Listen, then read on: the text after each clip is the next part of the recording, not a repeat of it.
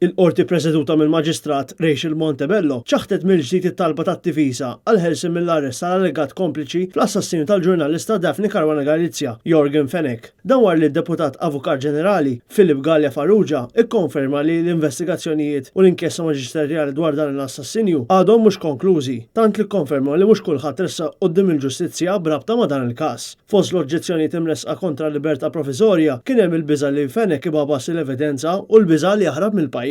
Galea Farrugia inċita qatta messaġġi meħuda minn fuq il-mobile ta' Fenech lejlet l-arrest tiegħu fosthom ma tejjuh biex jaħrab kif kellu ċans, ieħor li jindika li kellu jaħrab fuq trak minn Nizza wara li kellu jsalpa minn Ragusa u inċident li seħħ fit-19 ta' Novembru tal-2019 li fih Jorgen Fenech bat messaġġ lil bdot privat b'talba urġenti għal titjira lejn Nizza. Apparti dan, Galea Farrugia semma ammont kbar ta' flus li qed jiġu trasferiti f'Dubai u postijiet oħra mhux biss f'17 Black u Wings Development. Aktar kmieni suktat ix-xhieda tal-middleman fl-assassinju ta' Caruana Galizia, Melvin Teuma. Fost ir-recordings li spikkaw kien hemm id-dikjarazzjoni ta' Teuma li tgħid jekk ma jarrestawx il-Konrad u l-Kit għalfejn jarrestaw lili. F'recording partikolari mill-2019, Teuma kien qed jitkellem ma' Johan Cremona, sieħeb fin-negozju ta' Jorgen Fenech, waqt li kienu fl-uffiċċju tiegħu u qal li jien ma ninġabarx daqshekk. Fil-waqt li fl-ispont issemmew Keith u Konrad. L-irġiel kienu qed jaraw kif jikkomunikaw permezz ta' sistema Signal u kif jistgħu jaġġustaw settings ħalli jneħħu l-messaġġi awtomatikament wara ċertu żmien. F'wieħed mir-recordings eżebiti mill-2019 dwar raids li kellhom isiru mill-pulizija wara li qarib ta' Fenech qallu li hemm problemi kbar, Melvin Teuma wieġeb lura li ħawdu kollox iżda jistgħu jirranġaw l-affarijiet jekk iridu biex xut jikkjarifika li kien qed jirreferi għal Keith Schembri u Jorgen Fenech.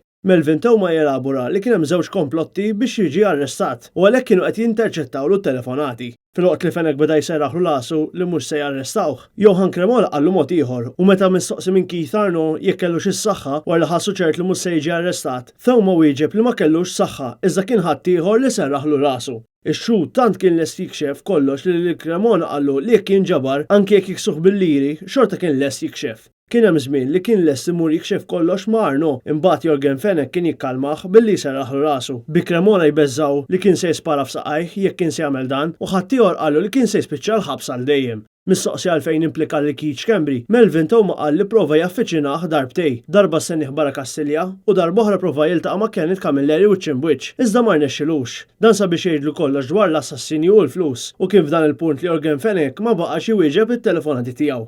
Intant, is-seduta kienet sospiża l-aktar minn 40 minuta kawża ta' ħsara teknika fl-awdio u li baqgħet ma ġietx riżolta kompletament, tant li l-kumpilazzjoni kellha titkompla f'xinijiet billi jaqraw it-traskrizzjonijiet tat-tapes. Aktar kmieni taraw jiġdu rappreżentanti minn kumpanija li provdu s-servizzi tal-mobile dwar ta' numri tal-mobile, b'numru partikolari jkun ta' Edgar Brinkat il-Ġojja. Bl-ewwel talba tal-pulizija dwar dan in-numru tkun biss bħal da żmien sena. L-avukati Jason Azzopardi u Thérèse Komodini Kakija qed jidhru għall-familja Caruana Galizia, filwaqt li l-avukati tad-difisa huma Gianluca Caruana Carin, Mario Camilleri u Charles Merċieqa. Philip Galea Farrugia kien akkumpanjat minn Anthony Vella f'isem l-Uffiċċju tal-Avukat Ġenerali, bil-prosekuzzjoni titmexxa mis-Supretendent Keith Arno u l-Ispettur Kurt Zara.